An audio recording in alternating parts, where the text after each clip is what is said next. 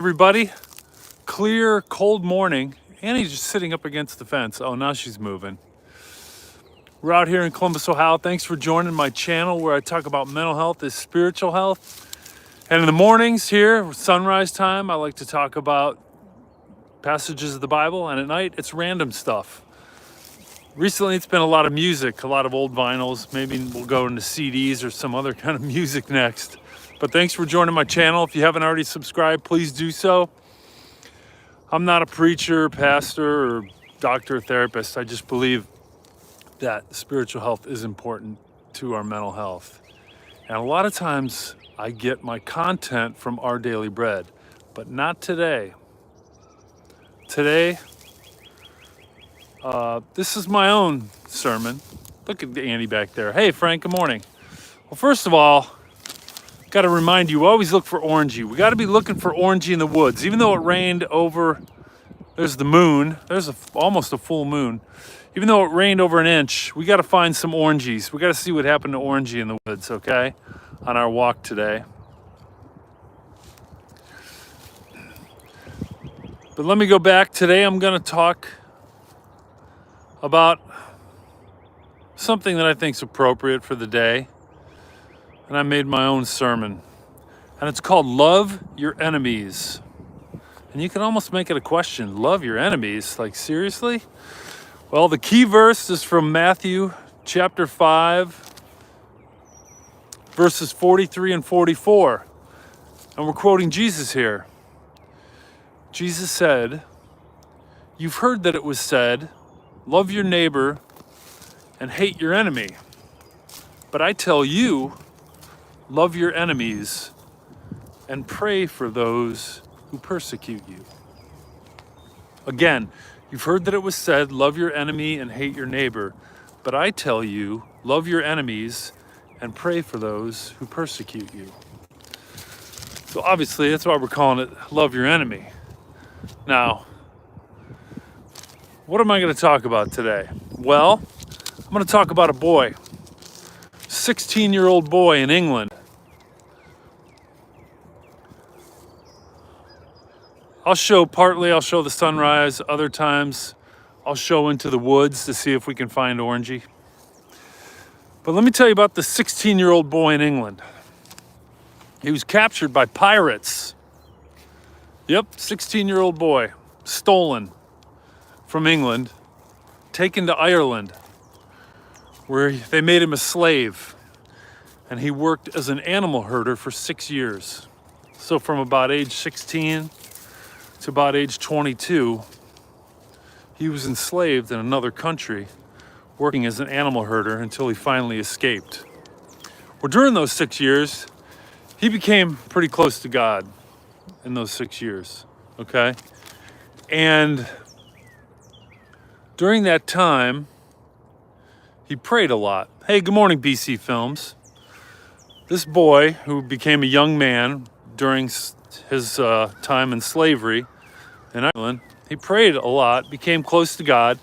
So when he finally escaped and went back to his homeland in England and reunited with his family, he wanted to become a priest, and that's exactly what he did. He became a priest. And then the Pope, at one point, made him a bishop. And you know where he sent him? The Pope sent this young man to be the Bishop of Ireland, to spread the gospel. And what happened when he was there? When he was there, he was even beaten. He was robbed and chained up, supposedly waiting for execution. That never happened. Then, this young man who became a priest, enslaved in Ireland, and then sent back there by the Pope to be the bishop. Another time, he was held captive for 60 days in Ireland. But he still spread the gospel.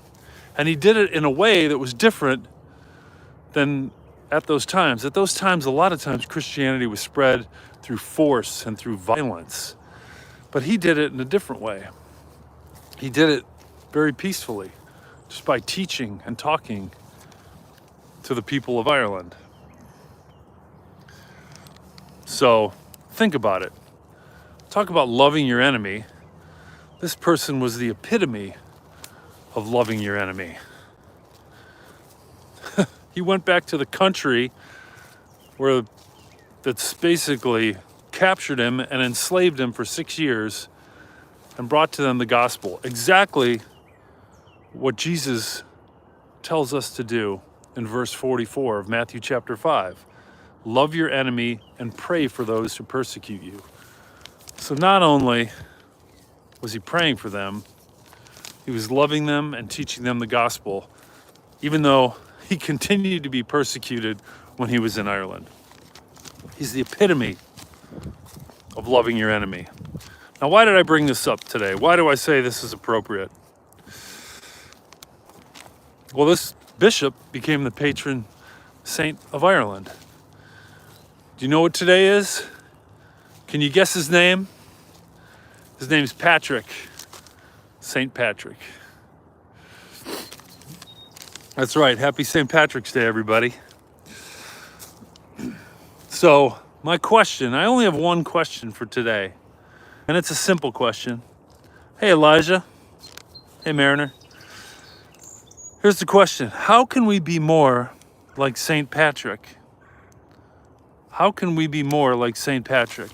And what I obviously mean by that is going back to what Jesus said in Matthew chapter 5, verse 44. To love your enemies and pray for those who persecute you. So that's our challenge today. That's what I want for everyone to remember on St. Patrick's Day. Not just eating corned beef and cabbage and drinking green beer, but I want you to think about how you can be more like St. Patrick and love your enemy and pray for those who persecute you. All right? And you're probably wondering, why do we celebrate St. Patrick's Day on March 17th? Well, I was wondering that. And the reason is supposedly that was the date of his death, sometime in the 5th century. Not sure exactly when, they're not sure exactly when, but there's a few dates, but no one's exactly sure. But he died sometime in the 5th century, the 400s. Mid to late 400s. And the other thing I want you to remember, when you start seeing things like 4-leaf clovers, what do you think St. Patrick used? There's actually stained glass windows in churches in Ireland and even in Ohio, Junction City, Ohio. There's one of St. Patrick holding up a clover. And let me ask you, do you think it's a 3 or a 4-leaf clover? Anybody have any guess? I am not wearing green right now. Donut Dolly, I'm not wearing green. That's a good point. Maybe I should wear green today. That'll help me remember to be more like St. Patrick and love your enemies. I'm going to start thinking about that now when I think of St. Patrick's Day. Oh, this is Columbus, Ohio, Crystal. So does anybody have a guess? St. Patrick, is he holding up a 3 or a 4-leaf clover in these stained glass windows? Yeah, it's really wet here. Got Andy running through the mud. We even got mud and water on this side of the fence on the path. Maybe we should keep walking and look for Orangey.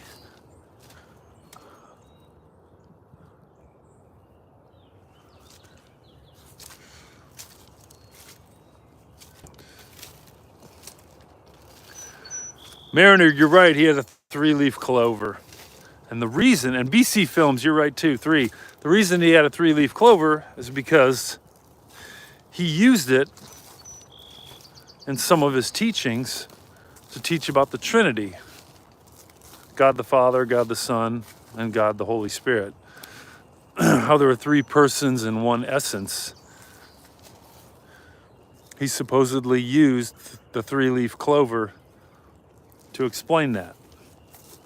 So it's not the good luck 4-leaf clover, it's the 3-leaf clover.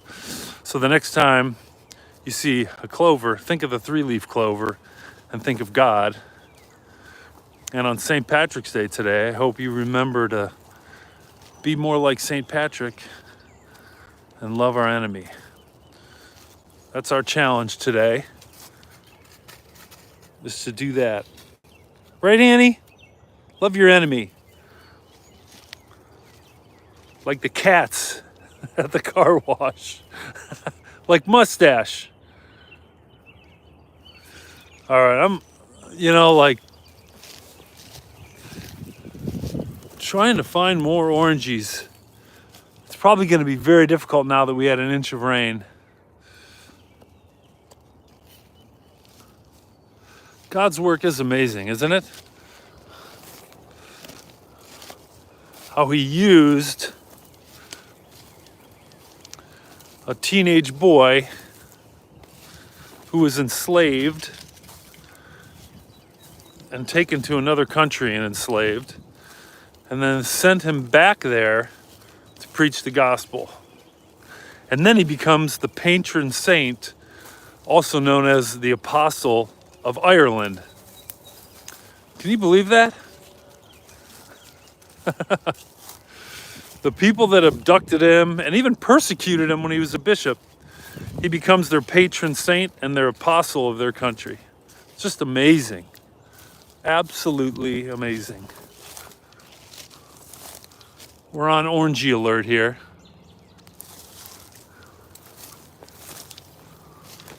Oh, that's a big leaf. That's a huge brown orange leaf. Darn it. I thought maybe we're finding some oranges, but we're not.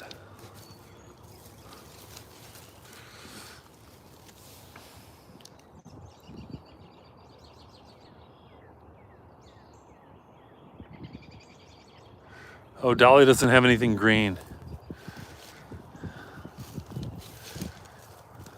Thanks, TAP. Appreciate the kind comment. Yeah, there are strategies about keep your friends close and keep your enemies closer, but that's not what it's about. That's like protecting your own territory and controlling people and making sure that you have power by doing something like that. That has nothing to do with it. Although I do know people in this world who do that. That is so true about keeping their enemies close. That's so true. That's wrong, I believe. They're doing that in the wrong way, and their heart is in the wrong place.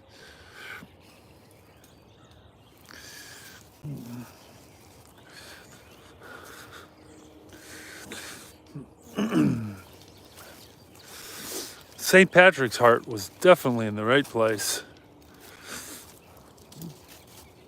Maybe when I come back here and clean up some of the trash, I'll be able to find some oranges. And then I'll be able to show them on the live. My vision isn't that good either, which doesn't help. Maybe when I get my other surgery done here on Wednesday, I'll be better off, and I'll be able to find orangey better.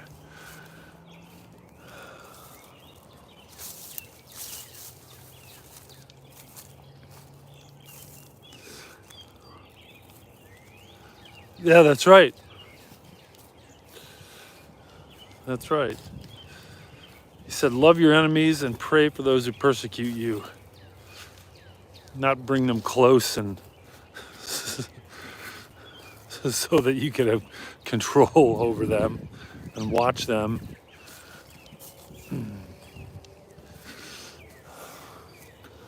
Let's see. Look at this, guys. This is amazing. No cows today, but a beautiful, beautiful sunrise.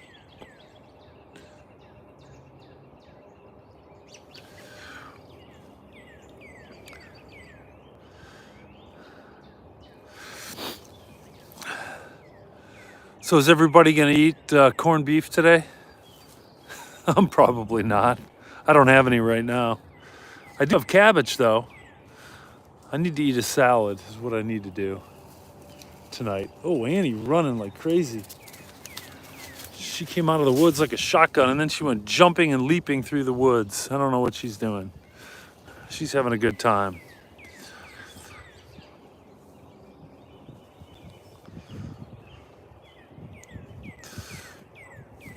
Okay. I'm gonna head back. I'm gonna keep the camera on the sunrise. But I hope everybody has a happy St. Patrick's Day. And maybe we can start thinking of the 3-leaf clover as our good luck, good luck clover.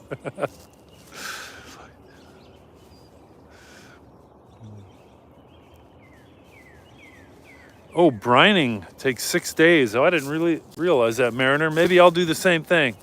Thanks for the tip. Well, I hope everybody has a good St. Patrick's Day. Remember the luck. There might be luck in the 4-leaf clover, but there's something even better in the 3-leaf clover. And let's try to be more like St. Patrick today. Love our enemies and pray for those who persecute us. And that's what Jesus told us what to do in Matthew chapter 5, verse 44. All right. Have a great day, everyone.